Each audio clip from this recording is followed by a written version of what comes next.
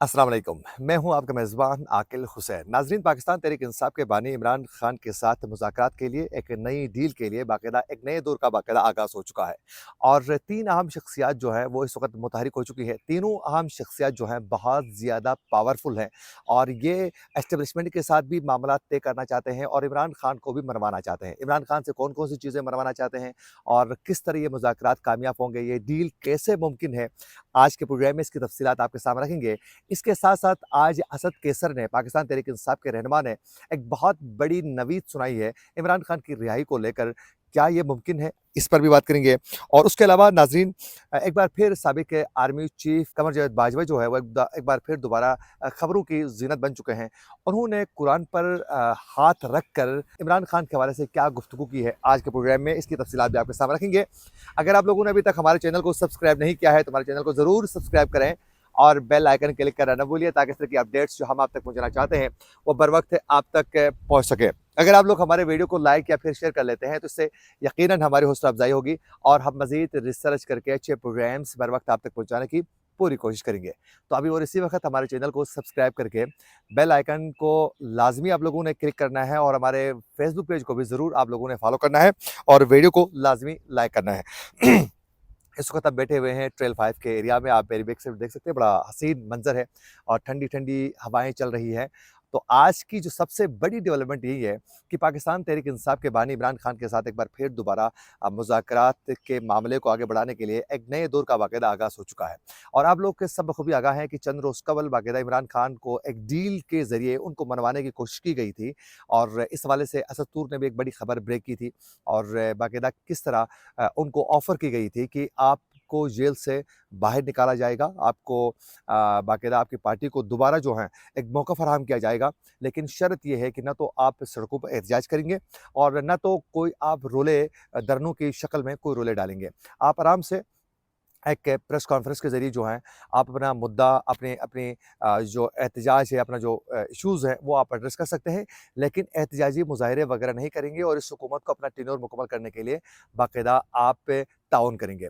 इस पर इमरान खान ने उनके साथ कोई डील नहीं की और डील नहीं हो सकी, जिसके बाद जो हैं 3 आम शख्सियात जो हैं वो मुतहरिक हो चुके हैं।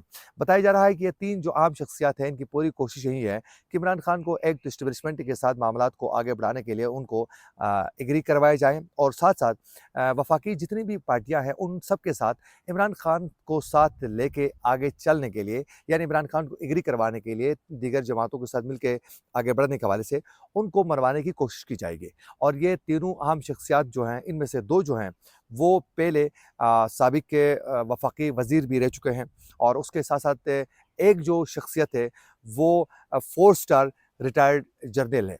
तो ये 3 जो शख्सियात हैं इन्होंने बाकायदा ये मुज़ाकरात के ज़रिए मामलात हल करने के लिए, इमरान खान को जेल से बाहर निकालने के लिए और फिर एस्टेब्लिशमेंट के साथ जो इस वक़्त जो हैं आइस को ब्रेक करने के लिए कोशिशें तेज़ इनकी जानिब से की जा रही हैं। अब ये तीनों जो हैं इनका बताया जा रहा है कि ये तीनों जो हैं बहुत जल्द ये मीडिया के सामने भी आने वाले हैं और ये फिर अपने मुज़ाकरात के मामले को आगे बढ़ाने के लिए जो पेशरफ्त होगी वो बाकायदा आगाह भी ये ज़रूर करेंगे। लेकिन अभी उन्होंने बाकायदा ये मामले को उठाया है और आगे जाकर ये बाकायदा इस मामले को बड़े खुशनुमा से हल करना चाहते हैं। साथ-साथ एस्टेब्लिशमेंट भी चाहती है कि इमरान खान के साथ मामला हल हो, क्योंकि वो उनको ज़्यादा देर जेल में भी रख नहीं सकते हैं। लेकिन साथ-साथ उनके साथ मामलात अगर तय नहीं होते हैं, तो फिर मज़ीद उनका मीडिया ट्रायल होगा। सोशल मीडिया में पाकिस्तान तहरीक इंसाफ के कारकुन जो हैं, वो आज भी एस्टेब्लिशमेंट के खिलाफ जो हैं, बहुत ज़्यादा सख्त अंदाज़ में उनके खिलाफ कैंपेन चलाते हैं। और आप लोगों ने देखा कि ज़मीनी इंतखाबात में भी जनरल इलेक्शन से ज़्यादा जो धांधली हो चुकी है, अब तो यहाँ फार्म 47 पर जो धांधली होती थी, अब तो फार्म 45 में भी ही धांधली की गई है।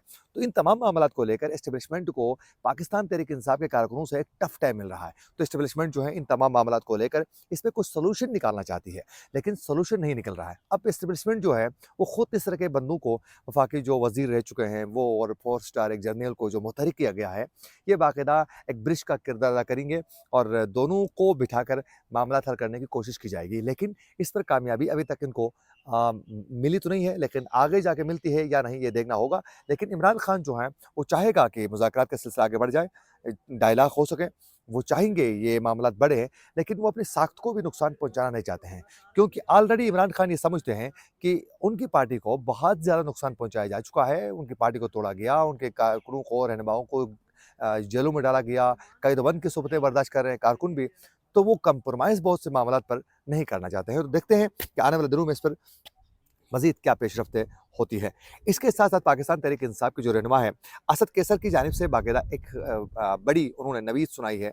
उनका ये कहना है कि बाकायदा उन्होंने प्रेस कॉन्फ्रेंस करके ये उन्होंने कहा है कि इंतखाबात के दौरान हमें इंतखाबात के दौरान ज़मीनी हमें जलसे एक बार फिर दोबारा करने नहीं दिए गए और जानबूझकर जो है हमारा वोट बैंक को ख़राब किया गया और हमारे हमारे वोट जो हैं किसी और को देकर बाकायदा उनको जितवाया गया है। तो ये धांधली के हवाले से उन्होंने बात की है। तो यूँ असद कैसर का ये कहना है कि रबा माह के आखिर तक जो है इमरान खान जेल से बाहर होंगे और एस्टेब्लिशमेंट के साथ जो है मामला जो है वो ये 3 शख्सियात से हल करने की कोशिश ज़रूर करेंगे। लेकिन असद कैसर कहता है कि ये महीने के आखिर तक जो है वो जेल से बाहर आ सकते हैं। अब ये इनको किसने कहा? नवीद तो बड़ी सुना रहे हैं, लेकिन इस पर क्या हकीकत भी है या नहीं, ये आने वाले दिनों में ही पता चलेगा। लेकिन केस इसमें जान नहीं है, तो ज़्यादा देर इमरान खान को जेल में रखना, वो एस्टेब्लिशमेंट के लिए भी, इस हुकूमत के लिए भी, किसी सूरत बेहतर नहीं है। और उसके अलावा नाज़रीन, सीनियर सहाफ़ी जो हैं मुजीबुर रहमान शामी साहब ने एक बहुत बड़ा उन्होंने इंकशाफ किया है। उन्होंने ये कहा है कि साबिक़ army chief general Qamar Javed Bajwa के साथ उनकी एक शादी के दौरान जो है वो मुलाकात हो चुकी थी उनकी। उनका कहना है कि उस दौरान इमरान खान की हुकूमत के ख़ात्मे के लिए जो अमेरिकन जो साज़िश थी उस हवाले से भी बात हुई और फिर एस्टेब्लिशमेंट के किरदार के हवाले से भी। तो उनका ये कहना है कि बाकायदा ये इंकशाफ उन्होंने किया है कि मुलाकात के दौरान साबिक़ army chief general Qamar Javed Bajwa ने उनके सामने कसम खाकर कहा कि अमेरिका के साथ मिलकर पीटीआई की हुकूमत नहीं कराई गई है। और सीनियर सहाफ़ी ने ये भी बताया कि इस मौके पर जनरल रिटायर्ड बाजवा ने जेब से कुरान पाक निकाल कर उस पर हाथ रख कर कसम उठाया और कहा कि नवाज़ शरीफ को ख़राब सेहत की बिना पर लाहौर से लंदन भेजने में भी हमारा कोई किरदार नहीं था। मुजीबर रहमान ने ये भी कहा है कि जनरल बाजवा ने कसम खाई, कहा कि उन्होंने अपनी मुद्दत मुलाज़मत के हवाले से भी तौसीक़ कोई नहीं माँगी थी और ना कोई ख्वाहिश का इज़हार किया था। इस हवाले से जो कुछ कहा जा रहा है इसमें कोई हकीकत नहीं है।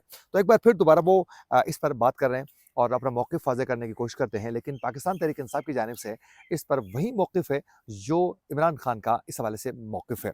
ये बड़ी डेवलपमेंट जो सामने आ चुकी थी वो हम आप तक पहुँचाना चाहते थे। इमरान खान के हवाले से मज़ीद बड़ी डेवलपमेंट्स आने वाली है। कल रात को भी आप लोगों ने देखा कि बुशरा बीबी की अचानक सेहत ख़राब हो चुकी थी और रात को डॉक्टरों की टीम वहाँ गई और उनका चेकअप किया, लेकिन बाद में पता चला कि उनको तेज़ाबियत की वजह से उनकी तबीयत जो है वो नासाज़ हो चुकी है। कुछ लोग ये भी कहते हैं कि बुशरा बीबी को अचार और फिर कुरकुरे टाइप की चीज़ें खाने के लिए, वो पापड़ टाइप के वो खाने का शौक ज़्यादा है। उसकी वजह से उनके मैदे पर एक प्रेशर आता है। तो मेरे ख़्याल में ऐसा भी नहीं है। मुमकिन है कि जेल के अंदर रहने की वजह से वो एंग्ज़ायटी उनको हो रही होगी, परेशानी की वजह से, टेंशन की वजह से उनके मैदे को बोझ पड़ता होगा और उसकी वजह से उनके मैदे में तेज़ाबियत के में इज़ाफ़े की वजह से उनकी तबीयत नासाज़ हो चुकी थी। लेकिन अभी चेकअप के बाद जो है वो दोबारा बेहतर हो चुकी है। इसी के साथ अपने मेज़बान आकिल हुसैन को दीजिए इजाज़त। अल्लाह निगहबान।